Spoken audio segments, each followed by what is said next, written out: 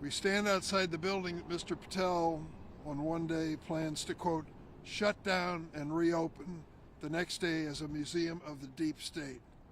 That is one of many of the bizarre political statements made by the man who is asking for 10 years as director of the FBI.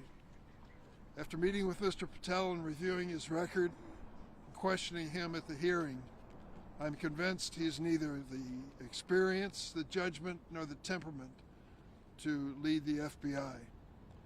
My Senate Republican colleagues are willfully ignoring myriad red flags about Mr. Patel, especially his recurring instinct to threaten retribution against his perceived enemies.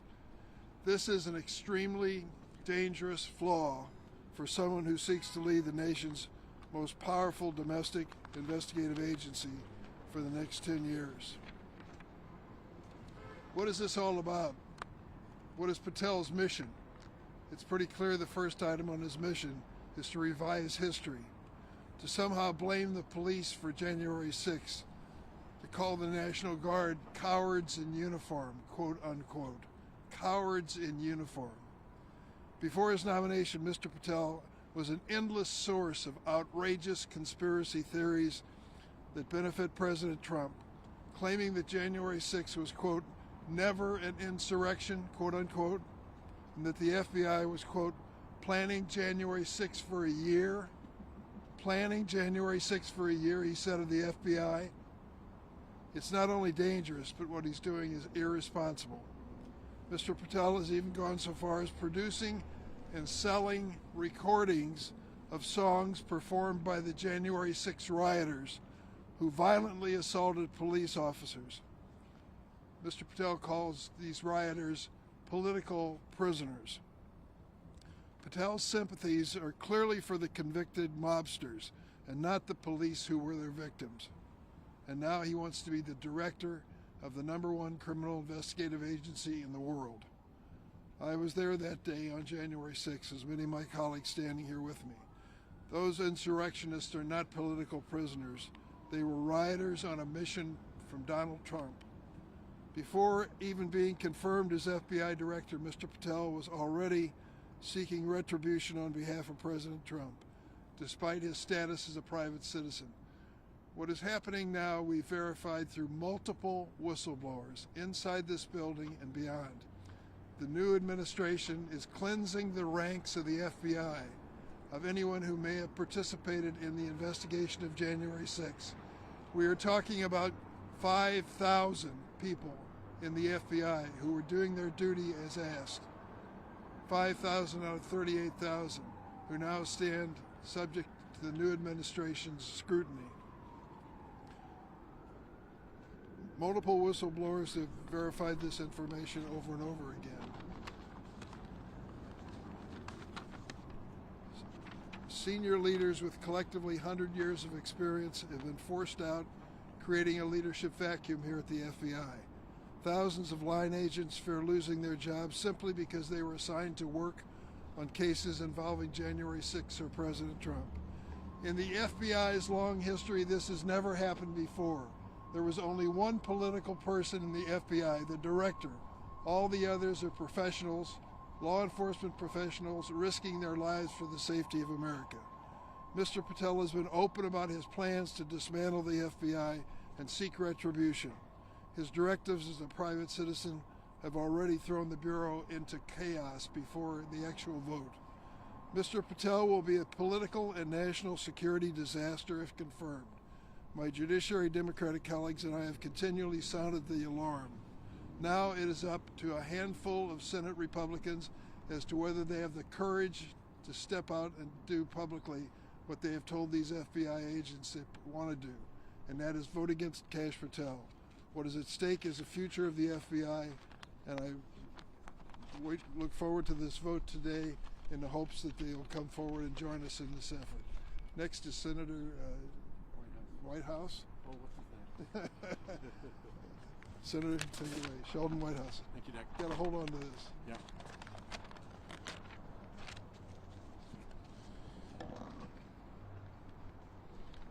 When left to his own devices, Kash Patel has proven himself to be a wildly vindictive partisan. When around Donald Trump, Kash Patel has proved himself to be a sycophantic suck-up. He has multiple foreign entanglements that are not adequately explained, including Chinese interests through Cayman Islands shell corporations. This from a guy who in this building is supposed to look out against China and Russia. And last, this is the first senior law enforcement official in American history to have pled the Fifth, and he has been unwilling to even explain to the Judiciary Committee what crimes it was that he was concerned about that caused him to plead the Fifth. Kash Patel, mark my words, will cause evil in this building behind us, and Republicans who vote for him will rue that day. Senator Coons. This morning, tens of thousands of FBI agents got up to do their job, to serve our nation, to help to keep us safe. And later today, the Senate will vote on whether or not to confirm Kash Patel to lead the men and women of the FBI. The Bureau needs and deserves a politically independent and capable leader to stand up for the brave men and women of federal law enforcement. And after the confirmation hearing and questions, it's clear to me and my colleagues here that Kash Patel is not that leader. He is a yes man for President Trump, already undermining the critical bureau he wants to lead, already demonstrating an alarming willingness to do the bidding of a vengeful White House.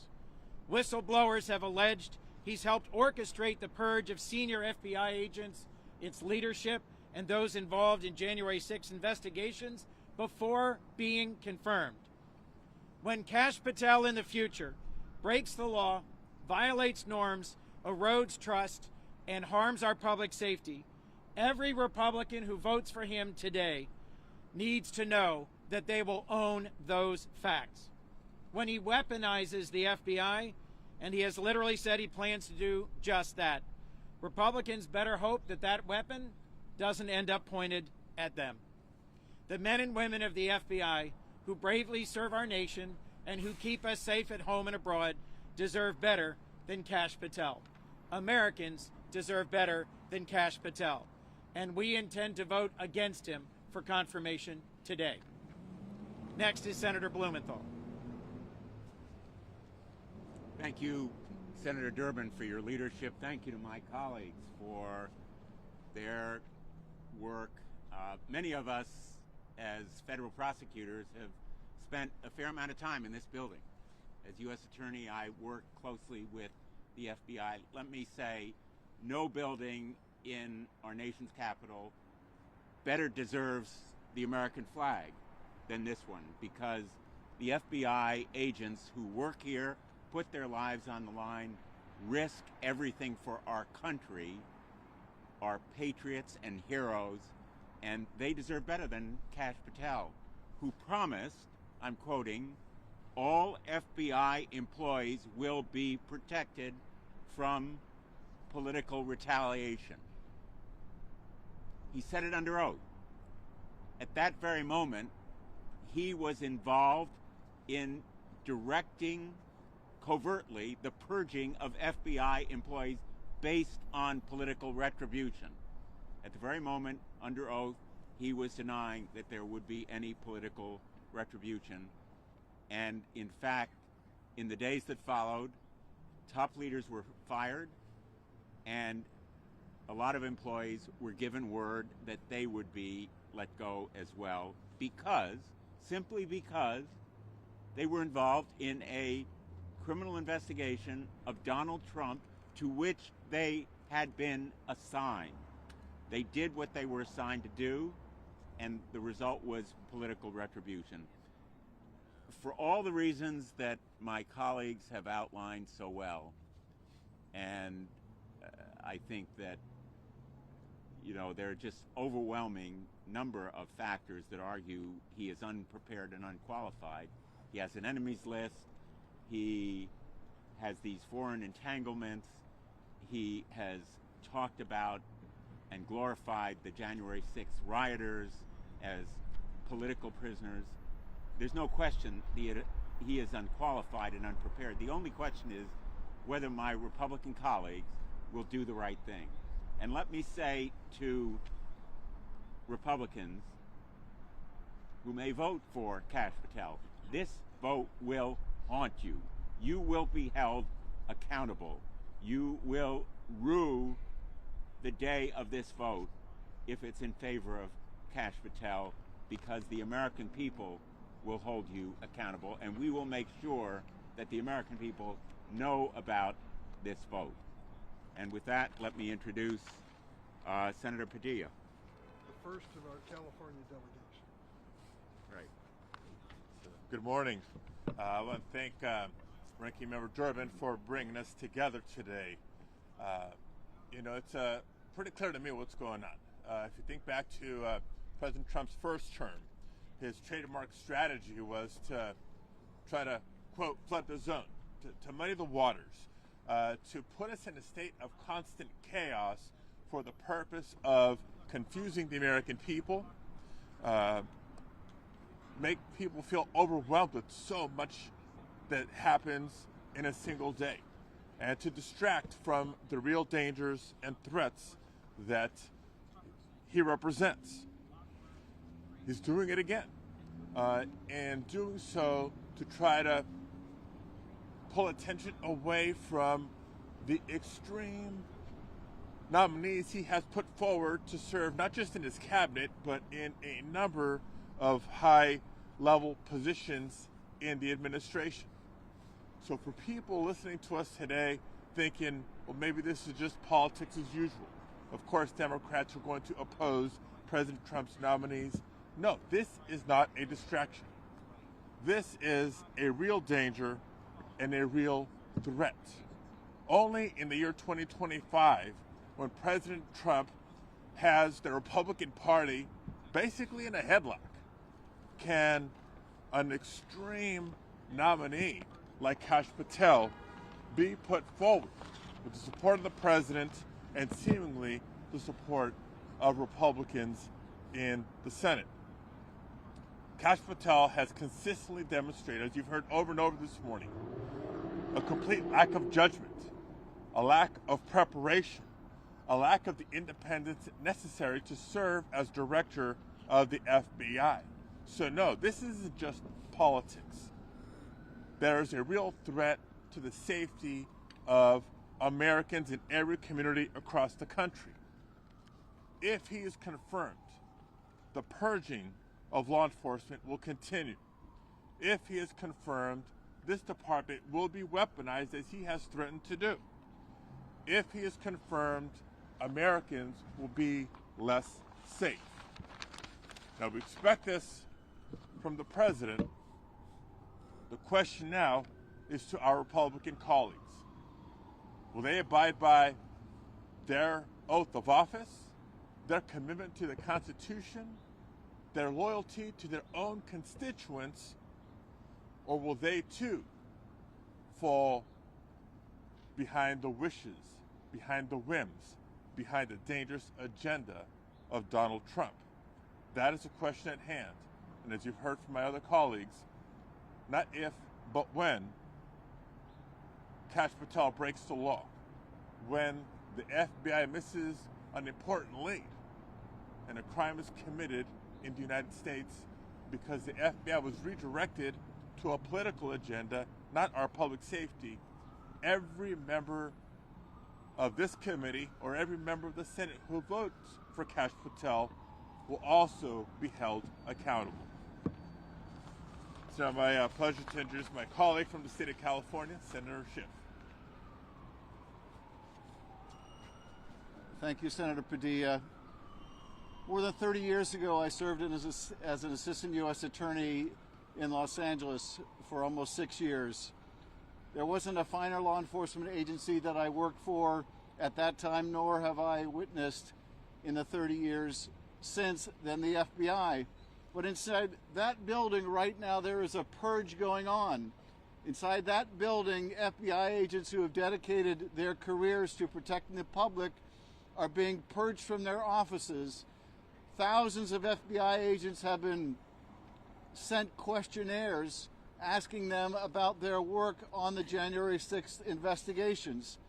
And let's just take a moment to understand what that's all about. On January 6th, a violent mob attacked the Capitol, beat police officers, bear sprayed them, gouged them in the service of an even bigger crime, which was stopping the peaceful transfer of power. Not only were these agents who are being purged assigned those cases and did their assignments, but they did so in a righteous prosecution against those involved in attacking police and attacking the peaceful transfer of power. But they're being purged. And the man that they would have head the agency, the man that Donald Trump would have head this agency, is someone who made common cause with those violent attackers. This is someone who joined them in song, helped produce music by these people who beat and gouged and bear sprayed law enforcement officers.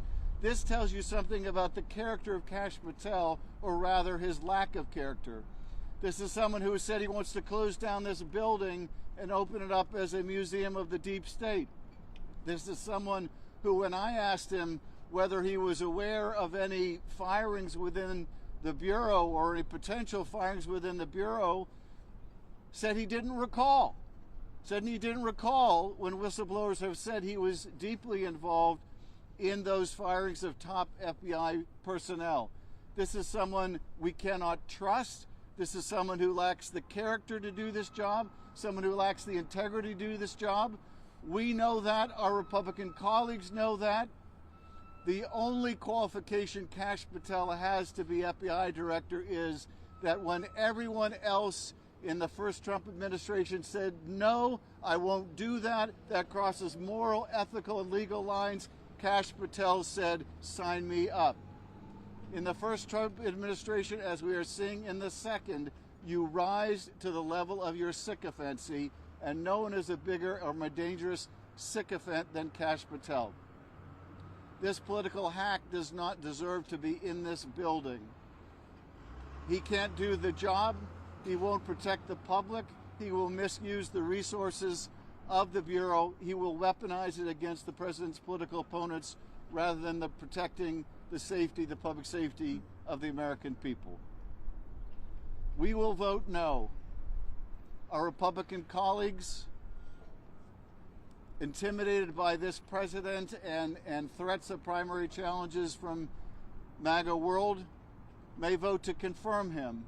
But as my colleagues have said, they will have to live with that vote, be accountable for that vote, and be accountable for all the destruction that Patel does to this premier law enforcement agency.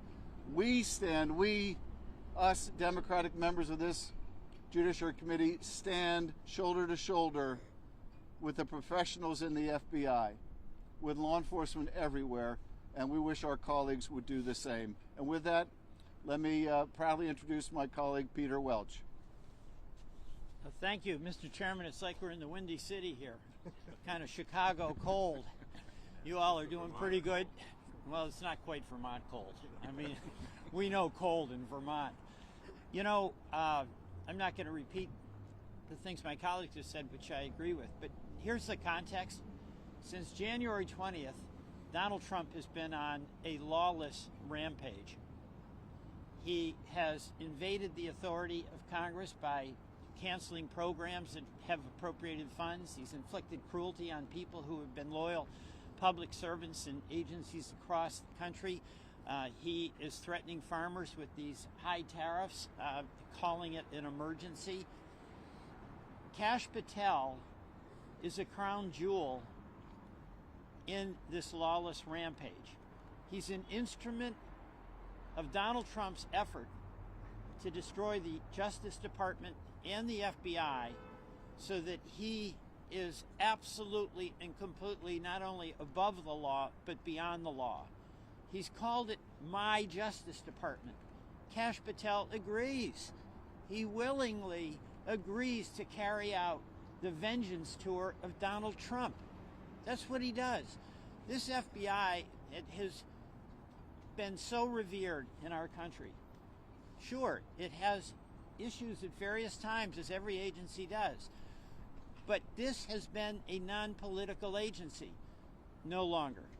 And when in the confirmation hearing, my colleagues Adam Schiff and others asked about the purge, he heard nothing, see nothing, hear nothing, say nothing. He didn't know anything about it. 2 days later, it comes out he was masterminding it and implementing it as he was lying to us in the committee.